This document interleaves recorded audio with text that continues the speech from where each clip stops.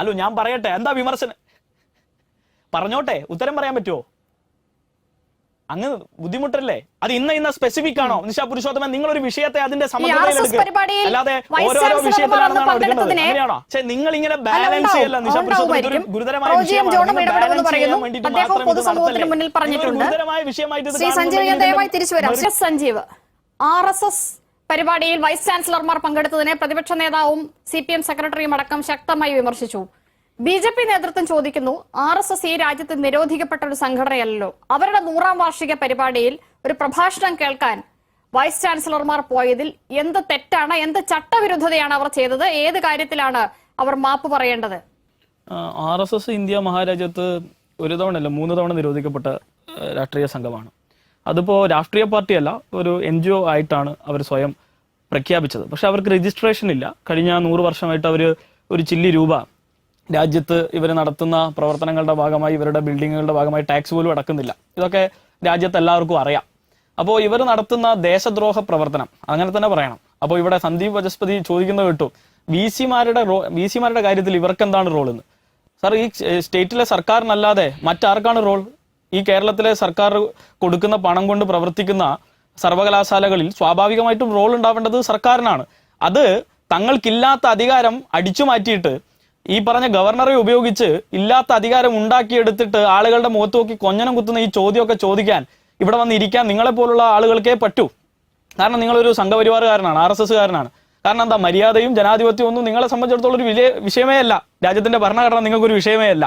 കാരണം എന്താ, ഈ സർക്കാർ സ്വാഭാവികമായിട്ടും സർക്കാർ തെരഞ്ഞെടുപ്പ് നടന്ന് അതിൽ നിന്ന് ജനപ്രതിനിധികളുണ്ടായി, അതിന്റെ ഭാഗമായി മന്ത്രി ഉണ്ടായി, അതിനൊരു വകുപ്പുണ്ടായി, അവർ നടത്തുന്ന നയപരിപാടിയുടെ ഭാഗമായി അവർ കൊണ്ടുവരുന്ന തീരുമാനങ്ങളും അവർ നിശ്ചയിക്കുന്ന ആളുകളും ഒക്കെയാണ് എല്ലാ കാലഘട്ടത്തിലും ഇവിടെ VCമാരായിട്ടുള്ളത്.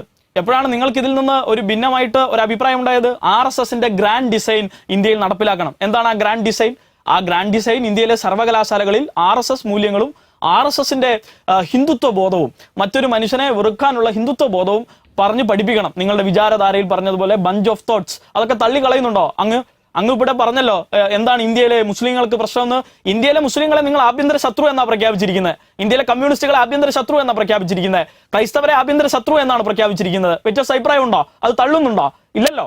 അപ്പോ അതൊക്കെ എവിടെയെങ്കിലും വന്നിട്ട് ഞങ്ങളെ പട്ടിയെ പേപ്പട്ടിയാക്കി അങ്ങനെ തല്ലിക്കൊന്ന് അതിനെ ഏതെങ്കിലും വിധത്തിൽ ഈ രാജ്യത്ത് നടപ്പിലാക്കിയെടുക്കാം, ഈ രാജ്യത്ത് നിങ്ങളുടെ ഉദ്ദേശം നടപ്പിലാക്കിയെടുക്കാം എന്നുള്ള നിങ്ങളുടെ ഒരു ഗൂഢ പദ്ധതിയുടെ ഭാഗമായി നിങ്ങൾ നടത്തുന്ന ഇത്തരം ശ്രമങ്ങളെ ജനങ്ങൾ കാണാതിരിക്കില്ല. ജനങ്ങൾ കാണുന്നുണ്ട്. ഇപ്പോൾ ഗാന്ധിജിയെ കൊലപ്പെടുത്തിയ, അതില് പ്രതി ചേർക്കപ്പെട്ട, അതിന്റെ എല്ലാ ഗൂഢാലോചനയുടെയും ഭാഗമായിട്ടുള്ള ഒരു രാഷ്ട്രീയ സംഘമാണ് നിങ്ങൾ. അതിന്റെ ഭാഗമായി നിരോധിക്കപ്പെട്ടവരാണ് നിങ്ങൾ. ഇന്ത്യയുടെ രൂപീകരണത്തിലോ ഇന്ത്യൻ സ്വാതന്ത്ര്യ സമരത്തിലോ നിങ്ങൾക്ക് പങ്കില്ല. ആ ഇന്ത്യ വിരുദ്ധമായിട്ടുള്ള ഒരു ബോധ്യത്തെ ഉയർത്തിപ്പിടിച്ച് കഴിഞ്ഞ 100 വർഷം നിങ്ങൾ പ്രവർത്തിച്ചു. ആ 100 വർഷത്തിൽ നിങ്ങളുടെ മേന്മ എന്താ? രാജ്യത്ത് കലാപം സംഘടിപ്പിച്ചു, രാജ്യത്ത് ഒരുപാട് മനുഷ്യരെ കൊലപ്പെടുത്തി. ഗുജറാത്തിലും ഈ ഡൽഹിയിലും ഇന്ത്യയിലെമ്പാടും ഈ കേരളത്തിൽ തലശ്ശേരിയിലും മാറാട്ടിലും ഉൾപ്പെടെയുള്ള നിരവധി സ്ഥലങ്ങളിൽ നിങ്ങൾ കലാപം സംഘടിപ്പിച്ചു. ഈ പറഞ്ഞ ബാബരി മസ്ജിദിന്റെ മിനാരങ്ങൾ തച്ചു തകർത്ത പകലുകളിൽ ഇന്ത്യയിലെമ്പാടും മനുഷ്യരെ കൊന്നൊടുക്കി. ഇങ്ങനെയൊക്കെയല്ലേ നിങ്ങൾ അധികാരത്തിൽ വന്നത്? അല്ലാതെ നിങ്ങൾ വേറെന്താ ചെയ്തിട്ടുള്ളത്? നിങ്ങൾക്ക് എന്താണ് ഇന്ത്യൻ രാഷ്ട്രീയ പശ്ചാത്തലത്തിൽ നിങ്ങൾ നടത്തിയിട്ടുള്ള ജനകീയ സമരം എന്താണ്? ജനകീയ ഇടപെടൽ എന്താണ്? ഇതൊന്നുമില്ലാത്ത നിങ്ങൾക്ക് അവകാശപ്പെടാനുള്ളത് ഈ പറഞ്ഞ കലാപങ്ങളും തീവെപ്പുകളും ആളുകളെ കൊലപ്പെടുത്തിയും ചരിത്രമാണ്. ആ ആളുകളല്ലേ നിങ്ങളുടെ നേതാക്കന്മാർ? ഈ ഗുജറാത്തിലും ഉത്തർപ്രദേശിലും ഒക്കെ ഇന്ന് ഇരിക്കുന്ന പലരെയും നിങ്ങൾ ജയിലിൽ നിന്ന് പുറത്തിറക്കി. ആ പുറത്തിറക്കി നിങ്ങൾ വെറുതെ വിട്ടല്ലോ. എന്തൊക്കെ കേസുകളിലാണ്? സ്വാതന്ത്ര്യ സമരത്തിലോ ഏതെങ്കിലും സമരത്തിലോ പങ്കെടുത്തതിന്റെ ഭാഗമായല്ലോ. കലാപത്തിൽ സ്ത്രീകളെയും ഗർഭിണികളെയും ഒക്കെ കൊന്നതിന്റെ കേസിലല്ലേ. അപ്പൊ നിങ്ങളിപ്പോ പറയുന്ന എന്താ? ഇതിലെന്താ സർക്കാരിന് റോൾ? അത് കേട്ടിട്ട് കേരളത്തിന് മിണ്ടാതിരിക്കാൻ കഴിയില്ല. സർക്കാരിനാണ് റോൾ. കേരളത്തിലെ തെരഞ്ഞെടുക്കപ്പെട്ട സർക്കാരിനാണ് റോൾ. ആ സർക്കാരിന്റെ റോളിനെ അടിച്ചു മാറ്റുന്ന പ്രവർത്തനം നിങ്ങൾ നടത്തുന്നു. അതിനെ മറികടക്കുന്നു നിങ്ങൾ. അത് ശരിയല്ല. അത് കൃത്യമായി ചോദ്യം ചെയ്യാൻ ഇവർ തയ്യാറായില്ല. മുഖ്യമന്ത്രിയും ഈ പറഞ്ഞ മന്ത്രിയും ആദ്യഘട്ടത്തിൽ തന്നെ ഞങ്ങൾക്ക് ഇവരോട് പ്രശ്നമില്ല എന്ന് പറഞ്ഞു. അങ്ങനെ പറയരുത് എന്നാണ് ഞങ്ങൾ പറഞ്ഞത്. അങ്ങനെ പറയരുത്. ജനങ്ങളെ ഏൽപ്പിച്ചിരിക്കുന്ന അതിന്റെ ഭാഗമായിട്ടല്ല. MG സർവകലാശാലയിൽ താങ്കളുടെ പാർട്ടിയുടെ സർക്കാരുള്ള സമയമാണ്. അന്ന് ശിക്ഷാ സംസ്കൃതി ഉത്ഥാന്യാസിന്റെ ഭാഗമായിട്ട് കൊച്ചിയിൽ നടന്നൊരു ജ്ഞാനസഭ, അന്ന് മോഹൻ ഭാഗവത് പങ്കെടുത്തു. അതിൽ കേരള സർവകലാശാല, കണ്ണൂർ സർവകലാശാല, കുഫോസ്, കാലിക്കറ്റ് സർവകലാശാല എന്നീ സർവകലാശാലകളുടെ വൈസ് ചാൻസലർമാർ പങ്കെടുത്തിരുന്നു. അന്ന് അവരോട് എന്തെങ്കിലും വിശദീകരണം ചോദിക്കുകയോ അവർ മാപ്പ് പറയണമെന്ന് ആവശ്യപ്പെടുകയോ അവർ മാപ്പ് പറയുകയോ എന്തെങ്കിലും ഉണ്ടായിരുന്നോ? ഈ മാപ്പ് പറച്ചിലല്ലോ, നിങ്ങൾക്ക് എവിടെ നിന്നാണ് ഈ മാപ്പ് പറച്ചിൽ കിട്ടിയത്? മാപ്പ് പറച്ചില്ലല്ലോ, ഈ നയവും നിലപാടും എപ്പോഴത്തേക്കും അവസാനിപ്പിക്കണം എന്നുള്ളതാണല്ലോ. ഇവരാവശ്യപ്പെട്ടിട്ടുണ്ടാവും. ഞങ്ങൾ അന്ന് പറയട്ടെ, ഞാൻ ഉത്തരം പറയട്ടെ. താങ്കളുടെ സർക്കാരിന്റെ നിലപാട് എന്തായിരുന്നു? അല്ലോ ഞാൻ പറയട്ടെ, എന്താ വിമർശനം? പറഞ്ഞോട്ടെ, ഉത്തരം പറയാൻ പറ്റുമോ? അങ്ങ് ബുദ്ധിമുട്ടല്ലേ? ഞാൻ പറയാം, ഉത്തരം പറയാണ്. അപ്പോൾ സ്വാഭാവികമായിട്ടും ആ ഉത്തരത്തിലേക്കാണ് വരുന്നത്. അന്നത്തെ ഉന്നത വിദ്യാഭ്യാസ മന്ത്രി പ്രൊഫസർ ആർ ബിന്ദു ആണ്. അദ്ദേഹത്തിന്റെ ഒരു പത്രക്കുറിപ്പും അതുമായി ബന്ധപ്പെട്ട് നേരിട്ട് ഗവർണറെ അറിയിക്കുകയും ചെയ്തിട്ടുണ്ട്. ഇത്തരം പരിപാടികളുമായി ബന്ധപ്പെട്ട് ഇത്തരം VC-കളെ പങ്കെടുപ്പിച്ചതുമായി ബന്ധപ്പെട്ടിട്ടുള്ള അനൗചിത്യവും അതിന്റെ ശരികേടും പരിശോധിച്ചോളൂ. ഈ പറഞ്ഞ പ്രൊഫസർ ആർ ബിന്ദു ആണ് അന്ന് പത്രക്കുറിപ്പ്. ആ പത്രക്കുറിപ്പ് ആണെങ്കിൽ ഇപ്പൊ ഫോർവേഡ് ചെയ്ത് തരാം. ആ നിമിഷം തന്നെ ഇറക്കിയിട്ടുണ്ട്. അല്ലാതെ പ്രതിപക്ഷത്തിന്റെ വിമർശനം വരുമ്പോ ഫേസ്ബുക്ക് പോസ്റ്റ് ഇട്ടതല്ല. അല്ല പറയട്ടെ, അച്ചടക്കം ഈ ചാൻസലർ തന്നെ മാറ്റാനുള്ള ബില്ല് ഞങ്ങൾ കൊടുത്തിരുന്നു. നിഷ പുരുഷോത്തമൻ, അതിനെക്കുറിച്ച് ഒരു ചോദ്യം ഉണ്ടോ? ചാൻസലർ തന്നെ മാറ്റാൻ ബില്ല് കൊടുത്തപ്പോ അത് ശരിയല്ല എന്ന് പറഞ്ഞവരാണ് കോൺഗ്രസ്സുകാർ. അത് ഓർമ്മയില്ലേ? അതാണ് പ്രശ്നം. ഇദ്ദേഹമാണ് ചാൻസലറാണ് നടപടി എടുക്കേണ്ടത്. ആ ചാൻസലർ തന്നെ ഈ ബന്ധപ്പെട്ട സ്ഥാനത്ത് നിന്ന് മാറ്റണം എന്ന് പറഞ്ഞ് ഞങ്ങൾ കേരളത്തിലെ ഒരു ഇന്ന് സമ്മതിച്ചില്ല. അത് സമ്മതിച്ചില്ല. അതിന്റെ മുകളിൽ ഇരിക്കുകയാണ്, ആ ബില്ലിന്റെ മുകളിൽ ഇരിക്കുകയാണ്. എന്നിട്ട് എന്ത് സംഭവിച്ചു എന്ന് നിങ്ങൾ അറിയില്ലേ? അപ്പൊ ഇതൊന്നും ആരും അറിയാത്ത പോലെ അങ്ങ് ഉറക്കം നടിക്കല്ലേ? തൊട്ടടുത്തിരിക്കുന്ന കോൺഗ്രസ്സുകാരോട് ചോദിക്കും, എന്തേ അന്ന് സംഘപരിവാറിന് അനുകൂലമായി നിലപാടെടുത്തു? RSS പരിപാടി എന്ന് മാത്രമല്ല, സംസ്ഥാനത്തെ സർവകലാശാലകളുടെ അധികാരം സർക്കാരിനാണെന്ന് പ്രഖ്യാപിച്ചുകൊണ്ട് നടത്തിയിട്ടുള്ള ഇടപെടലാണ്. അത് ഇതിന്റെ ഒക്കെ തുടർച്ചയാണ്. അത് ഇന്ന സ്പെസിഫിക് ആണോ? നിഷ പുരുഷോത്തമൻ, നിങ്ങളൊരു വിഷയത്തെ അതിന്റെ അല്ലാതെ ഓരോരോ വിഷയത്തിലാണെന്നാണോ? അന്നത്തെ മുഖ്യമന്ത്രി പിണറായി വിജയൻ എങ്ങനെയായിരുന്നു അദ്ദേഹം എങ്ങനെയായിരുന്നു പ്രതികരിച്ചത്? ആ വാർത്താക്കുറിപ്പോ ഫേസ്ബുക്ക് പോസ്റ്റോ ഉണ്ടെങ്കിൽ അതുകൂടി ഒന്ന് പറയാമെങ്കിൽ അതുകൂടി ചേർത്ത് ഞാൻ ജിൻഡോയോട് ചോദിക്കാം.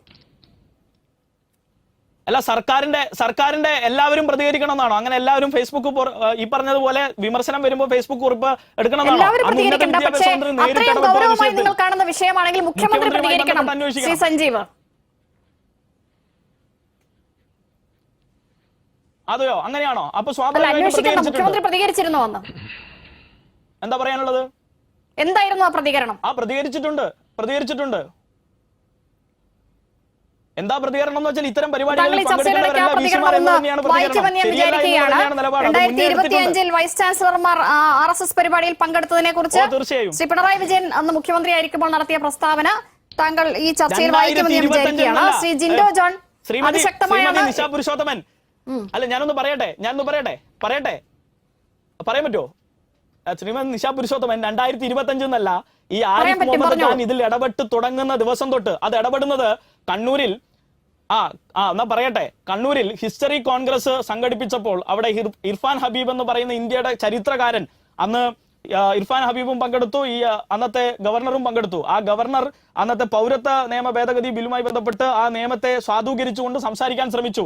അതിനെ അന്ന് ഇടപെട്ടു. അന്ന് കണ്ണൂർ സർവകലാശാലയുടെ സിൻഡിക്കേറ്റ് മെമ്പറായ ബിജു കണ്ടക്കായി, അന്നത്തെ MP ആയിട്ടുള്ള KK രാഗേഷ് എന്നിവർ അതിനെതിരെ പ്രമേയം അവതരിപ്പിച്ചു. തുടർന്ന് ഇർഫാൻ ഹബീബ് ഉൾപ്പെടെയുള്ള ആളുകൾ അതിനെതിരെ നിലപാടെടുത്തപ്പോൾ അതിന്റെ തുടർച്ചയിൽ നിന്ന് ഇവർ ഞാനിതൊന്നുമല്ല ചോദിച്ചത്. 2025 ജൂലൈയിൽ അന്നത്തെ 4 വൈസ് ചാൻസലർമാർ RSS സംഘചാലകന്റെ പരിപാടിയിൽ പങ്കെടുത്തതിനെ അന്നത്തെ മുഖ്യമന്ത്രി അപലപിച്ചിരുന്നു. അന്നത്തെ മുഖ്യമന്ത്രി എന്തെങ്കിലും തരത്തിലുള്ള പ്രസ്താവന നടത്തിയിരുന്നു എന്നാണ് ഈ ചർച്ചയ്ക്ക് തീരുന്നതിന് മുമ്പ് താങ്കൾ ആ പ്രസ്താവന വായിക്കും എന്ന് ഞാൻ വിചാരിക്കുന്നു. കാരണം എനിക്ക് അതുകൂടി ചേർത്ത് ജിൻഡോയോട് ചോദിക്കാനായിരുന്നു. ശ്രീ ജിൻഡോ ജോൺ, ഇടതുപക്ഷം എതിർത്തതുപോലെ എതിർപ്പോ നിങ്ങൾ ഈ കാര്യത്തിൽ ഉണ്ടായില്ല എന്നുള്ളതാണ് അദ്ദേഹം പറയുന്നതിന്റെ ചുരുക്കം. ഇല്ല, ഇനി സമയമില്ല, ഞാൻ തിരിച്ചു വരാം. ശ്രീ ജിൻഡോ ജോൺ അല്ല, അതിപ്പോ റോജി M ജോണും പ്രസ്താവന ഇറക്കിയിട്ടുണ്ട്, വൈറ്റും കൊടുത്തിട്ടുണ്ട്. പ്രസ്താവന മാത്രമല്ല, ചാനൽ ക്യാമറകൾക്ക് മുന്നിൽ വന്നെന്ന് പറഞ്ഞിട്ടുണ്ട്. പക്ഷേ മുഖ്യമന്ത്രി എന്ത് പറഞ്ഞു എന്നുള്ളതാണ്. കാരണം മുഖ്യമന്ത്രി VD സതീശൻ ആണ് മാപ്പ് ആവശ്യപ്പെട്ടത്. നിങ്ങൾ ഇങ്ങനെ ബാലൻസ് ചെയ്യല്ല നിഷ പുരുഷോത്തമൻ, ഗുരുതരമായ വിഷയമാണ്. അദ്ദേഹം പൊതുസമൂഹത്തിന് മുന്നിൽ പറഞ്ഞിട്ടുണ്ട്. ശ്രീ സഞ്ജീവ്, ഞാൻ ദയവായി തിരിച്ചു വരാം.